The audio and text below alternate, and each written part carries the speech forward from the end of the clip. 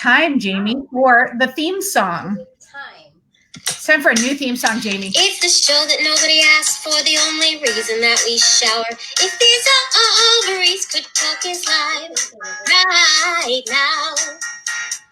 This was me hitting some keys. I don't know what that is, because that's how you play the piano. That's how I play the piano. It's not how you do. I was trying to go in sync with you the same way, but it's backwards, so I can't. Oh, God, good times.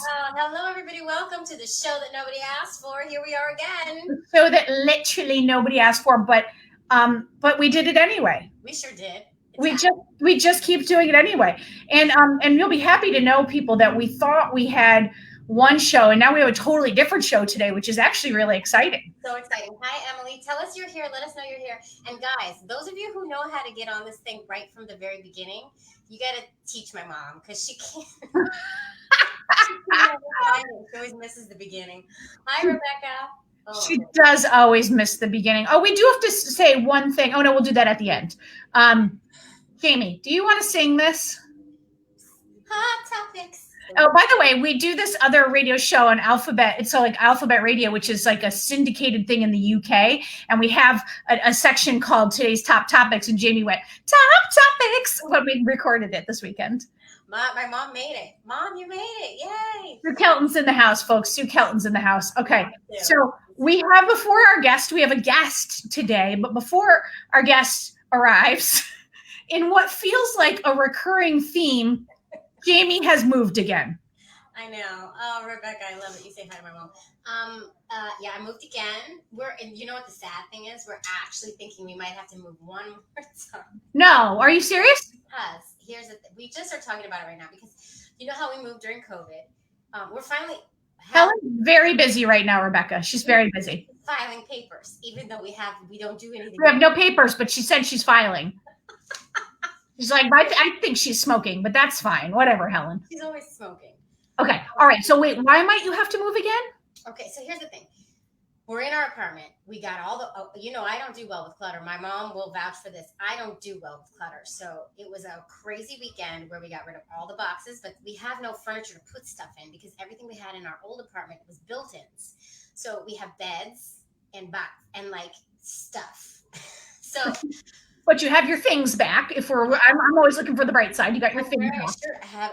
I've been wearing the same shirt for these things. If you go back and look, it's always the same 2 shirts. Okay, so I have my clothes. So we moved during COVID. The building is really, really strict. No outside contractors are allowed to come in. We still need to paint, and we need to get. We're getting more built-ins sent. And we can't put those. I don't trust myself to don't put those built-ins in, Jaimie. I'm not doing that. We just need one of your kids climbing on a bookshelf and it collapsing. Yeah, and we're doing like a lot of built. I love built-ins. It's my thing, because I love everything to be put away. So now they finally just lifted sanctions today. So and we started painting our bedroom yesterday. Do you recognize this paint color, Robin? I do. It's my favorite Benjamin Moore. It's called Gray Owl Gray. Gray Owl. It's beautiful. I love that color. It's the color. It's not this color behind me, but it's the color over here. Also, Gray Owl. It looks lighter in your house. Because it's so much sunnier. Makes it look lighter. Sunny. What? I'm just kidding. Okay, so anyway. Oh, you can't hear me? Uh-oh. Okay. Yeah, you are a little far away. Well, I'm gonna have to walk away and get the doohickey to put in. Well, when we get Carol in here, which Carol should be here any second. As soon as Carol comes back, you can get your doohickey for your things while I'm introducing you. Long, drawn out story. Okay. So, well, get Carol in. I'm gonna go do this. Well, Carol's not available yet, so you keep finishing your story. Okay. So they finally lifted sanctions after we went yesterday and bought paint supplies to paint the apartment ourselves with 2 toddlers. That was hectic, just painting this bedroom. Finally they lifted sanctions, so we're like, okay, get this guy in. So he just came. He's in right now. So there's a guy in the other room who may or may not paint your house. Yes, and who may come in here and check out the room. So I hope a house painter comes in behind you while Dr. Carol is talking about embryology. Oh my God, it's just well, while we're waiting for Dr. Carol, let's do one more hot topic that we had all queued up. Yeah, you talk because nobody can hear me. Okay. Reunited. If you saw on our social media, Jaimie and I had our first recording session together again since February. We sat across tables. We had all kinds of cleaning supplies and masks and things, but it was so good to be back in the same room and recording again together. Oh, so nice. I'm doing some kind of prayer thing. Namaste. So that was very exciting. And we are going to be together this weekend, also 6 feet apart, with air conditioner running for most of it, while we were recording the audiobook for our book. Yay! So that way, and it came with a cheesy video. It's true, it did. Listen, that's one of my best TikToks ever. I'm so proud of that TikTok. Rebecca, don't tell Jaimie that her video was cheesy, because we fell in love with that video. That was a good So we're going to be recording the audiobook this weekend, which is super, super, super exciting. We already have like 3 chapters done and we're finishing it. Yay. Sound like it's so big. 3 whole chapters. Listen, they are the first 3 chapters of the longest, Jaimie. We got a lot done. Okay. We're still waiting on Dr. Carol. So, because I can't see her, I could add her into the stream and see if she's there. Dr. Carol? No. Nope. We've lost Dr. Carol. Yeah. All right. Well, we'll keep going through our things while we're waiting for Carol. For days. Dr. Carol's back. Okay. Oh, I had a question. Okay. All right. Okay. So we want to introduce, we're just calling her Dr. Carol because we like that. Dr. Carol became an embryologist like at the age of 38, which is kind of amazing. Listen, she already had like all kinds of smarty pants degrees before that. And now she's coming to talk to us about an app that she's created for, you know what? I'm not going to try to explain it because we all know I'm not going to do a good job. Let's bring in Dr. Carol. Hi, Dr. Carol. Hi. How are you? Thanks for having me today. Oh my God, we're so happy you're here. Tell us a little bit about yourself. And also, people, don't forget, Dr. Carol wants your questions. So please make sure, I don't know what extra slice of cheese means, but please make sure, our video, make sure that you're dropping your questions in for her. And we'll come back to that question about, Leanna will come back to that question about the audiobook. Okay. And then look at this. You're welcome. Hi, Dr. Carol. Okay. Tell us about yourself. So I have a PhD in reproduction. When I was in graduate school, I actually cloned cows because you have to know how to do regular reproduction before you can know how to clone something. So we cloned cattle. And after that, I got into human embryonic stem cell research. And I also made an invention, which was a biological supercapacitor to basically kind of make a bio battery run the same way that your cells do. As you do. Sure. But in your spare time. Like you do. You clone cows and invent things to, So my career took me in and out of research and all over the map in terms of cellular technologies. But at the age of 37, I got pregnant with my own miracle baby. And I decided I needed to find a career that was much more satisfying, one that I could really get out of bed every day for and leave my own miracle baby.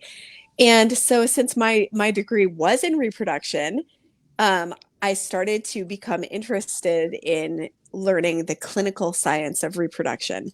So how to actually work with patients and help them get pregnant and build their own families. So I got into the field of IVF and became an embryologist. IVF has a very long training period. This is like a very long, very well-known, difficult subject matter to train in. There's only a few 100,000 embryologists across the whole world who can do what we do. So basically, we are in the lab doing microsurgery every day, trying to insert one tiny 6-micron cell into an egg, create these embryos. Essentially, we are replicating a human organ, a fallopian tube, in the lab and growing these embryos and then freezing them all, doing biopsies on them. So that's another kind of microsurgery. I have to admit, I never thought about that. I was just like, they stick it in there. Like, and that's, I was like, they put them together. They put it in a dish and it all, like the fact that you just said that we're basically recreating a fallopian tube. Like that's incredible what you all are doing to help us make babies. Yeah.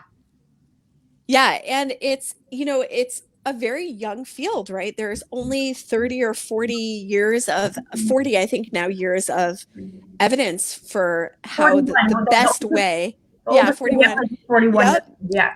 And the best way to create and grow embryos. And so this is a science that's constantly evolving.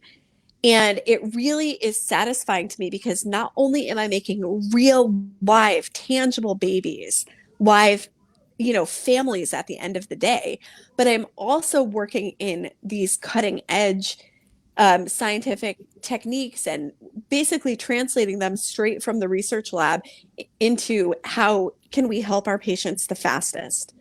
And part of that is artificial intelligence and digital technologies, which is kind of how I got into creating my app. I would, and by the way, the fact that you just turned from like microsurgery, making babies, to that's how I created my app is everything I love about this conversation. This is great. And I don't know if you can hear me because I don't have the right doohickey here because I don't know where anything is. So I've been through IVF numerous times. We put so much trust in you. And it's just crazy. Once it's the embryos are with you, it's all about you. And we're waiting for those emails. We're like waiting on bated breath. When are we going to hear? When are we going to hear? How many eggs survived? What do I have? And like, you're with the doctor all this time before this. And then all of a sudden it's not the doctor anymore. It's this person that you've never even met most of the time. Yes. It's like, oh, hi, how are you, in the hall? Yes. So it's really, first of all, it's fascinating to talk to you. And then it's also just like, I love what you're doing. So thank you so much. Well, most people have never met an embryologist and probably have never thought about infertility medicine until, unfortunately, they need it. And I completely agree. In our community, we all have to think about it from an LGBTQ from day one, because there's no way we can have a baby without some assist. Very true. You're so important to us. That's why you're so important to us. Well, and it's just, I think the IVF lab staff are kind of the unsung heroes because the IVF practices will put the doctors out front, of course, rightfully so. But for the patient's perspective, you are working with the doctor that whole time. And then the IVF lab is literally a black box. Yeah. It usually has no windows. The doors are like extremely well, locked with security and all of those things. There's that one tiny window into the surgical center that they pass the follicular fluid through. And yes, and you probably will never, interact with your embryologist, basically your first babysitter. Yeah. Right. In your family. And if you think about what you do to interview, teachers and babysitters and nannies and all those things, and then to never meet the embryologist who's like actually making your baby, it's a little crazy. So even like we go crazy choosing if we go the scientific route, which we like to call it, choosing the RE, the reproductive endocrinologist, like we are like, oh, is this guy the one who's going to make the baby? Is this guy? But it's really you behind you in the locked door. Yes. And yes. All the credit. And we know nothing about the process. We go into this, the doctor never really explains. So then all of a sudden he's like, okay, we got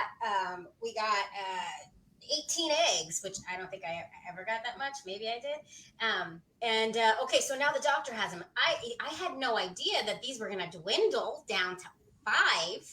Mm-hmm. And nobody ever really explained it to me. Sure. So I just like learning about this process is super important for us and our families, I think. Yeah. And so we can really talk about anything. I mean, where do you think that your audience would love to start off? I mean, I think we should talk about this app and what it's doing. Okay. And also to those people, if you have questions and you want to know specific topics from Dr. Carol, shout them out. Don't be shy. Don't be shy. Yeah. So maybe I can introduce the app while people are kind of thinking about their questions. And so I created an app, which is essentially like a digital IVF notebook or journal for after you have done your stim and we retrieve the eggs and we're growing the embryos. So ultimately it's a tool that is connecting all of your information related to your cycles. It connects the lab, the doctor, administrators at the clinic, and the patient all on the exact same page. So some of the things that I've seen just in my few short years of working in clinical embryology are like billing problems, embryos that are in storage that people didn't realize that they had. They only thought that they had 3 when, they really had 5, and now they're getting a bill. And, or sometimes the staff scheduling things and picking the embryo to transfer, like all of that can be very confusing because the doctor is dealing with information that's coming from the lab, from the genetic testing companies, from, all kinds of different sources, essentially. So what it really is a dashboard that centralizes all of your information onto a page for the physician so they can make timely clinical care decisions. Much of this information is coming from the lab, or it's the lab's responsibility to take from the providing testing facility in the example of genetic testing and upload it to the patient documents. So, what keeps me up at night in the nightmare scenario is the thought of making a transcription error. And that is a very highly likely scenario in this case, because we are doing so much hand transcribing. The IVF labs all run on paper records. Digital products are very scarce. Every 100 people that I talk to, only 25 of them are using any kind of a digital product. And typically what you do is you are still filling out paper records and then transcribing it into, another digital product. So a lot of the digital products that do exist were created 20 years ago. They don't have an app. They were basically co-opted from other specialties into IVF. So they're kind of clumsy and they just don't provide what we provide. So we, now we have this app that really brings up the management of IVF lab data into the 21st century. And into your pocket where you want it. You want to see your pictures of your embryos. You want to know their genetic status. You want this info on your cycles. If do the embryos go into this app, the pictures of them, and so yes, if you finally get pregnant, you can hold on to that picture of that embryo. Yes, you don't have that yes out anymore. How does somebody find a lab or a doctor that's using your app though? It's like, is everybody using it yet, or is you working toward it? Yeah, so we actually just launched right before COVID hit.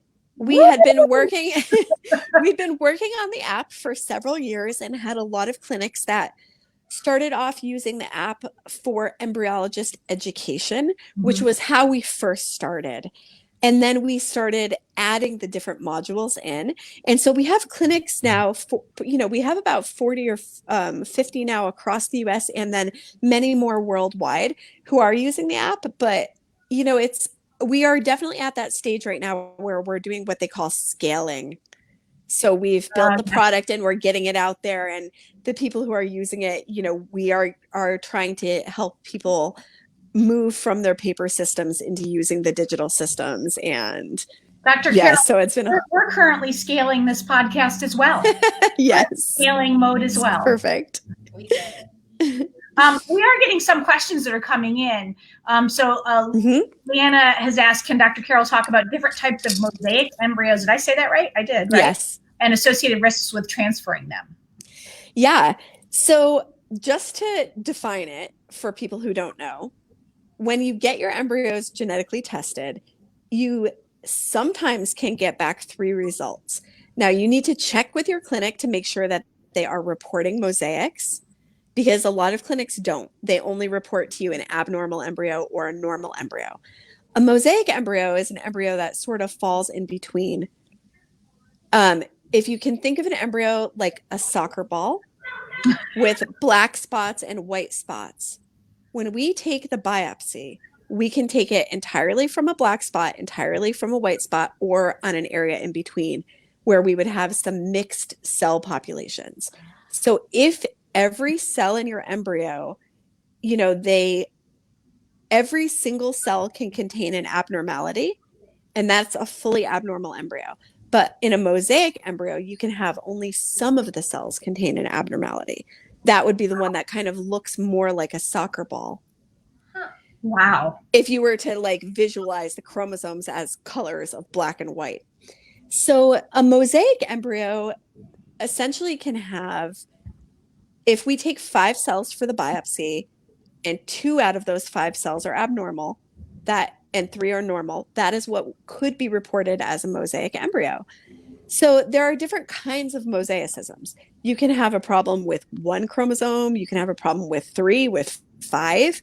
So you have basically the condition of either having only 1 chromosome or having 3 chromosomes or more.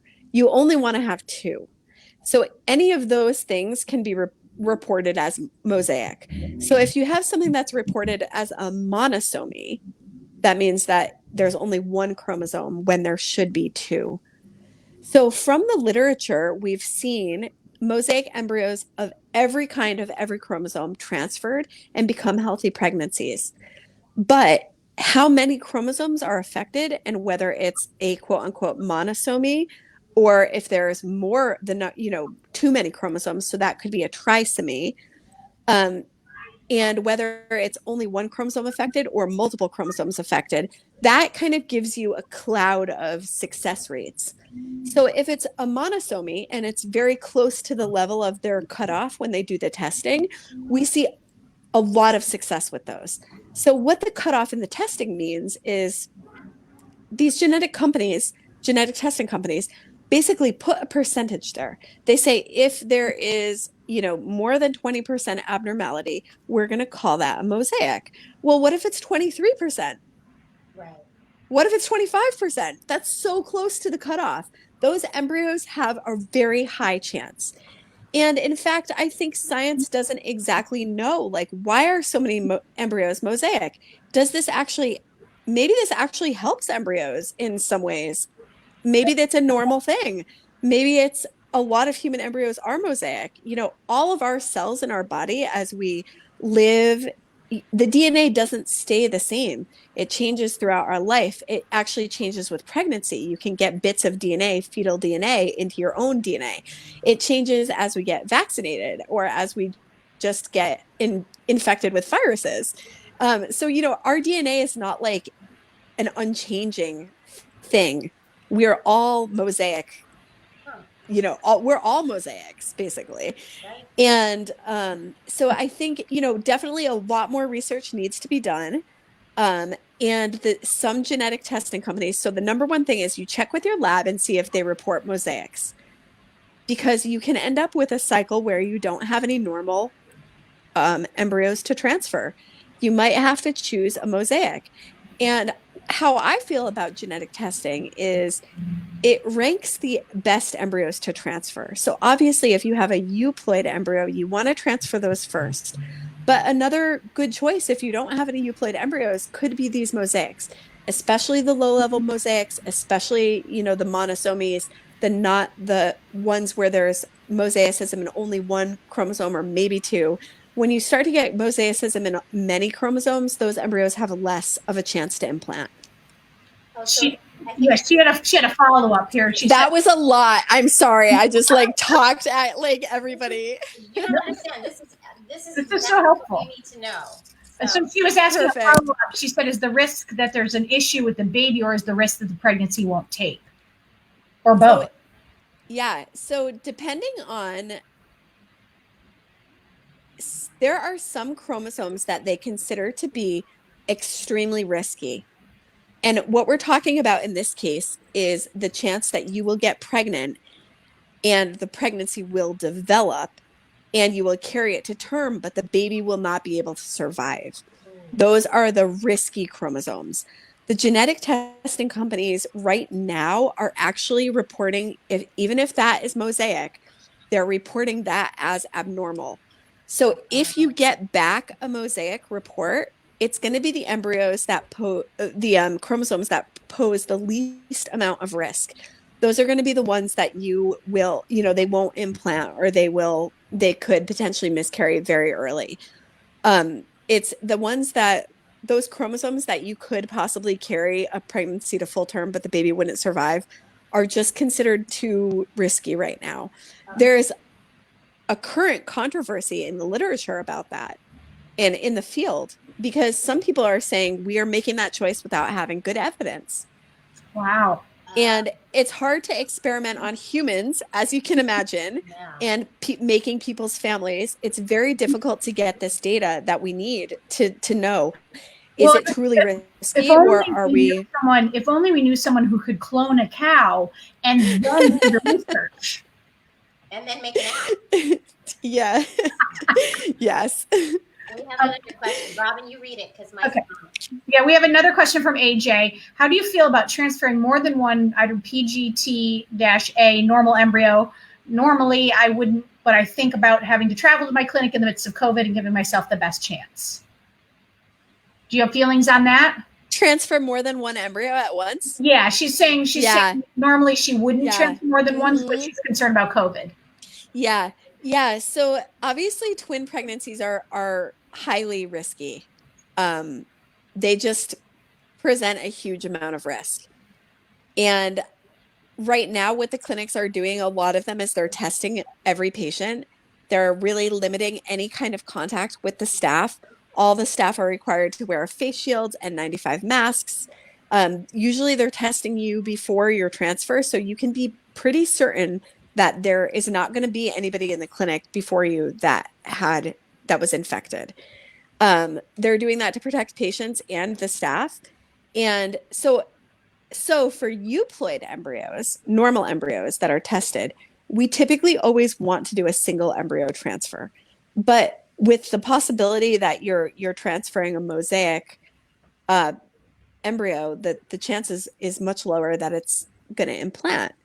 So I would talk about the specific risks always, of course, with your doctor, and the possibility, what your specific risk of miscarriage and multiple pregnancies and, all the specifics about why you're being treated, to try to determine if that's the best course of action.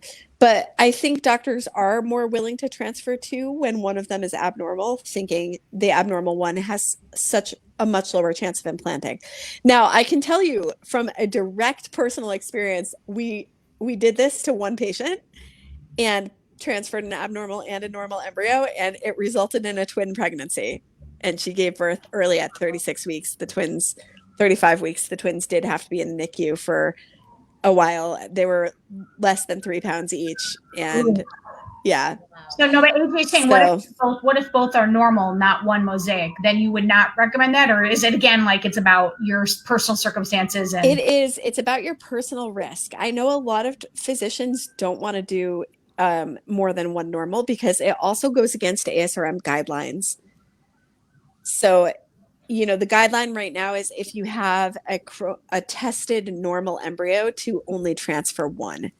Yeah. We had a guest on who did one of those IVF vacations in Mexico, and when she went down, the first time she went down, it didn't work, and the second time they must have had like some kind of a miscommunication with the clinic, and they thawed all 3 of the embryos, and she had to make a decision on the table, and she said, put them all. They were like, "What do you want us to do?" And she was like, "Put them all in," because she felt like she was throwing away a chance. Triplets.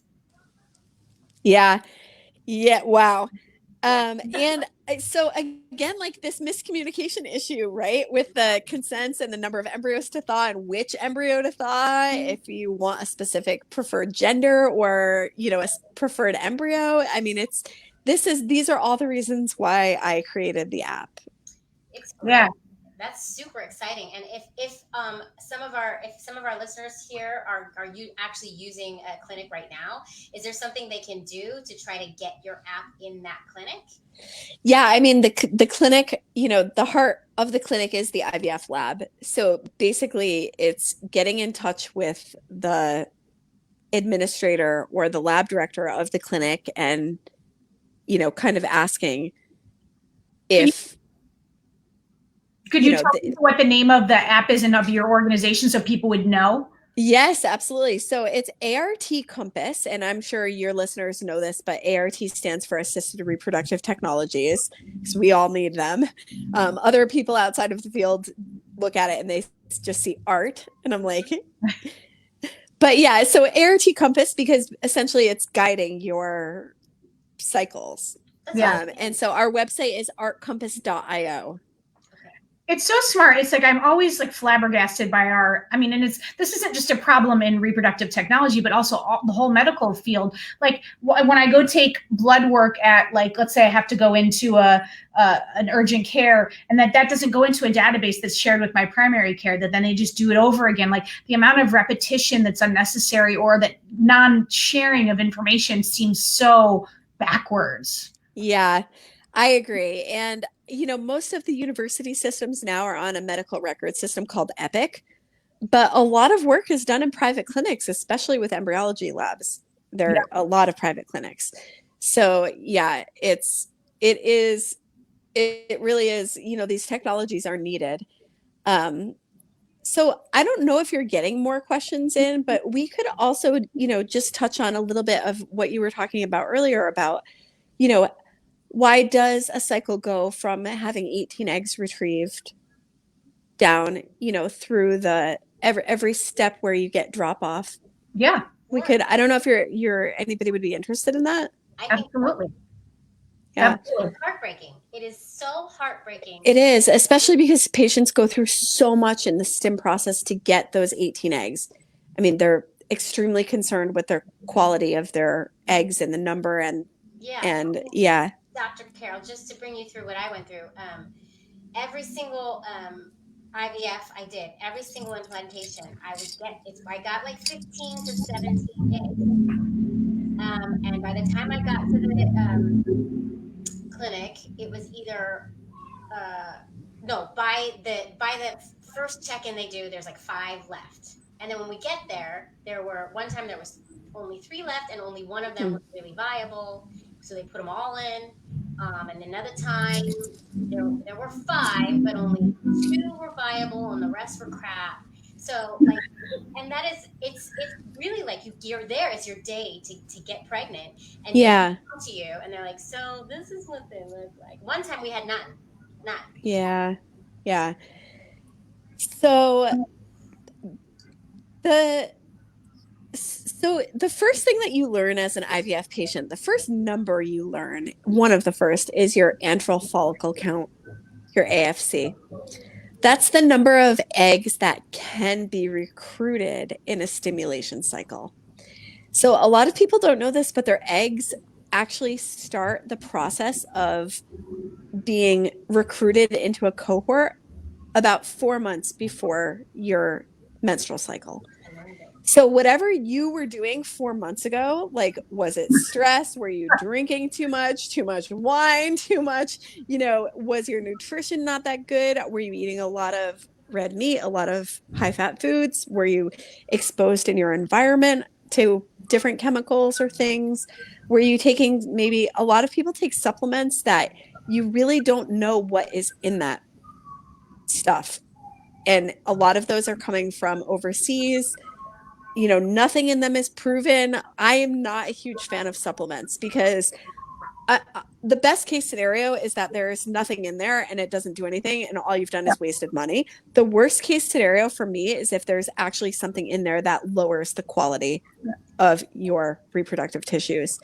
So I'm a big fan of like vitamin D, coenzyme Q10, and folic acid. Folic acid is extremely important for both men and women because it repairs DNA strands. Oh. So that's its function in your body. So you want to, your eggs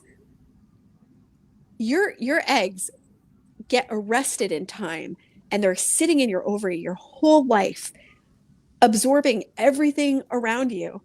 And when you get stimulated, they get kickstarted to start dividing their chromosomes. So you're dealing with a DNA process here, and you want your cellular machinery to be running at its peak. There are spindle fibers that go in and grab the chromatid by the center and drag it to the other end of the cell. And those are what can break and leave a chromosome behind, or they might not pluck the chromosome directly from the center, or they might take too many to the other side of the cell. So you're, heading back to like Bio 101, right? Your meiosis is what you're doing here. Yes, meiosis, right? So it's cell division. Yes. So meiosis is this specialized process of cell division that takes one cell and makes it into four. And each of those four cells only has one half of the DNA, because you want one half to come from the sperm and one half to come from the egg. So in men, they're creating sperm from stem cells directly. And this is a process that's happening throughout their entire life. In women, we don't really have ovarian stem cells. All of the eggs in our ovaries, we were born with. Yeah. And then at the age of 35, or maybe closer to 40 in some of our cases, you are expecting your eggs to kickstart this process of cell division again. So the chance of them making an error in the dividing up these chromosomes is so high, which is why we see so many abnormal embryos by PGT testing. So you have this antral follicle number, this count, and those are the eggs that can be recruited in a stimulation cycle. There are so many different stimulation cycles and protocols, and there's a huge impact on the quality of the eggs. If you're overexposed to gonadotropins, it can really lower the quality of the eggs. So sometimes we see a negative effect of overstimulating patients because they get a lot of eggs, but the quality is not good. Wow. I prefer to have lower doses of gonadotropins in a stim cycle to see better quality eggs that are all M2s at the time of the retrieval. So they're measuring your follicles as you grow and possibly adjusting the amount of hormones that they're giving you. And what they want to see is that the lead follicles are pretty large, maybe 18 millimeters. And any egg that is in a follicle over about 14 millimeters has typically the possibility of being mature. So I think that's another thing that a lot of people don't know, is that they have 18 follicles developing, but they might only have 10 over 14 millimeters. And those are the ones that have the possibility of containing a mature egg. So we can only do the ICSI injection or the IVF on eggs that are mature. Yep. There's these 3 stages of egg maturity. There's something called a GV, an M1, and an M2. So an M2 egg has divided most of its chromosomes. But the last chromosome division actually does not happen until we inject the sperm into the egg. Oh. Yeah. So then the egg spits out another polar body, which contains the other part of the chromosomes that we don't want to use in the egg. And so that's another thing about laboratory science. We want our pH, our humidity, our temperatures to be all within the perfect range so that the cellular machinery working inside of that egg to divide those chromosomes at that exact time is functioning properly. And so that's much of my job, much of every single day of my job is spent looking at the environment and making sure that everything in the environment is within parameters that we know are good for eggs and good for embryos. So basically, we do the retrieval on that day. We're going to try to find every single egg. Like if they tell us that there are 10 follicles over 14, I want to get 10 eggs. A lot of times they get more, but those other eggs are going to be typically immature. Now, some labs use a maturation media where you can culture the immature eggs, especially if they're M1 eggs, which is the second stage, the closest one to M2. They can turn into M2s within a few hours of culture. So what your listeners might want to look out for in an IVF lab, aside from if they report mosaics, is do they use any kind of egg maturation media? And then after we collect the eggs and we've processed the sperm, in a lot of cases, it can be donor sperm, frozen donor sperm. So we're processing that the day of. And frozen donor sperm is typically very good quality, right? They put those donors through the ringer to get them. Yes. And so us through the ringer to get them. So that's better. Yes.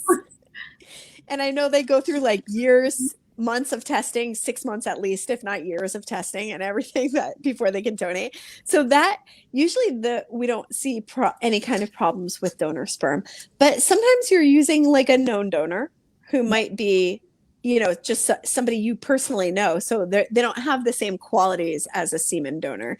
And part of what we do is we process that sperm so that we can get the most morphologically normal looking sperm. Mhm. And then when we actually do the injection, we are selecting the most normal and the sperm that are swimming the fastest and the most normal looking. So we're using very high microscopy, but this is a skill that takes like many, many years of training. And the skill of the embryologist in choosing the sperm really impacts the number of blastocysts you have at the end of your cycle. Wow. So that's part of that long, slow process of training, because it's not just knowledge that you can learn. It's this like 30 years of experience, that you have to do on the job training. Like you have to do on the job training. Yeah. I mean, it's like, where else can you practice that? Right. I'm going to say no place. No place. And so that's one of the modules inside of the app is actually focused on helping to train embryologists. So transferring that knowledge from senior people to junior embryologists in the lab, in a way other than, when I was doing my training, I basically had to sit at the shoulder of the senior embryologist and just look at what they were viewing on the microscope, and we would talk about it constantly. Like, why are you picking that sperm? In the beginning, the sperm that you're catching might not be the fastest because you're not as technologically proficient. You might not be able, as the sperm swim, they're kind of flat shaped and they swim in and out of the plane. So they're moving. And you have to look at this moving little missile, and you want to catch the fastest one that's the most normal looking. No, I didn't know it was so entailed. Yes, it's intense. I thought you created a little thing and just put them together. This was so goes in. That's conventional IVF, and a lot of places are doing that, particularly if you don't have you don't want to do PGT testing, you don't have a gender preference. I'll tell you what, I prefer ICSI. And the reason why is because you can have a random failed fertilization when you just put the sperm and eggs together, that there was no indication why that would happen. But for whatever reason, the sperm could not traverse the cumulus cells around the egg and fertilize the egg. That happens much, much, much less with ICSI. You almost never see it with ICSI. I prefer to do ICSI too, because then I can know the exact stage of maturity of those eggs at the time of retrieval. If you do conventional IVF, you can't know that because there's cells around the outside of the egg, and those cells need to stay there. And you cannot grade the eggs on their quality or their maturity. And then the other reason why is I tend to think that with PGT testing, you don't want to have any extra DNA in the media or around the egg. And that's coming from the sperm when you do conventional IVF. So I do prefer ICSI because it's just much cleaner, and it's putting that sperm right inside the egg.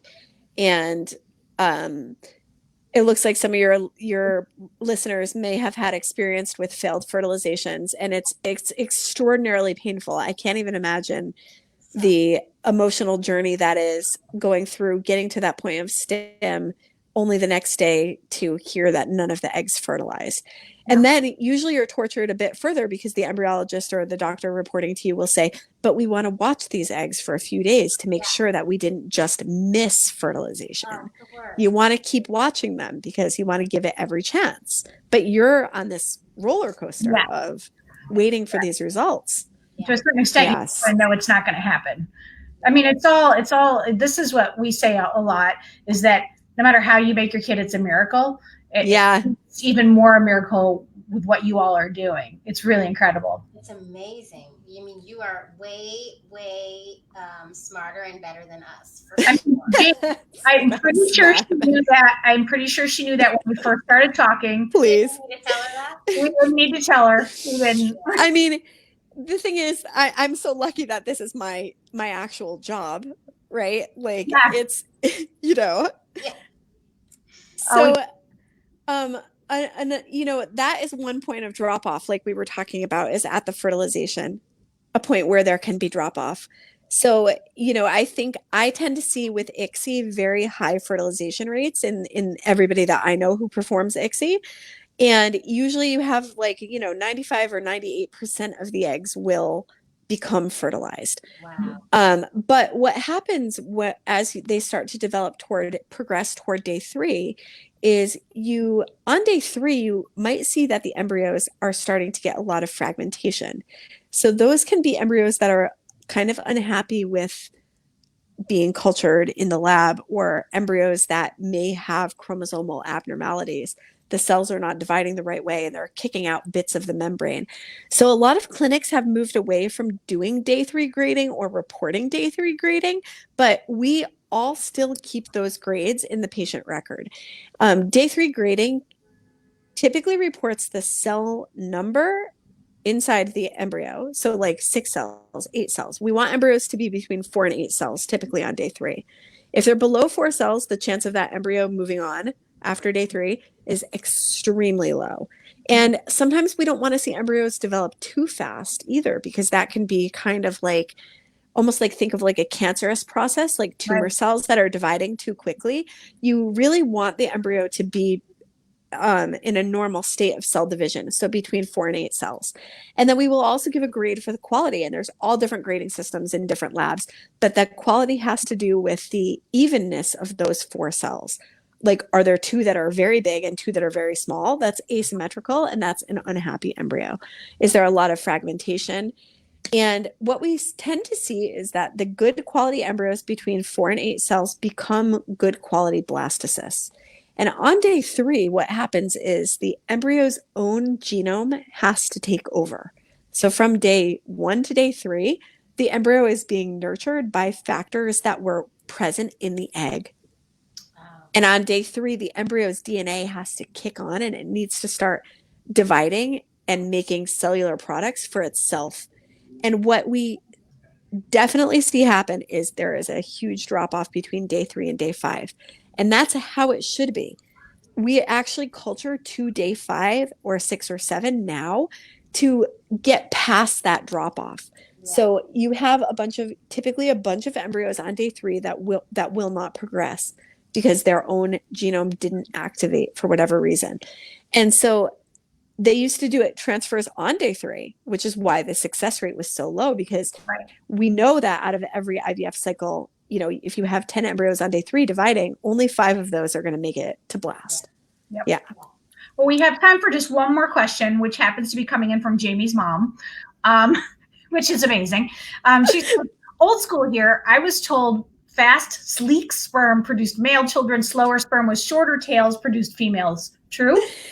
Okay, so I actually have a trainee right now who is working on a post for us on our Art Compass Instagram page about this, and an educational piece inside of our app for junior embryologists. So there was a physician in the 60s, his last name was Shettles, and he did some bad science that got published in Nature. He was essentially considered now like a charlatan and basically like run out of science. But he was the first one to come up with this theory that of these, X and Y bearing sperm having different qualities.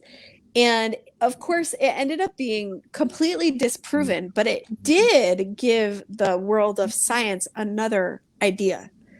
Can you separate sperm based on gender?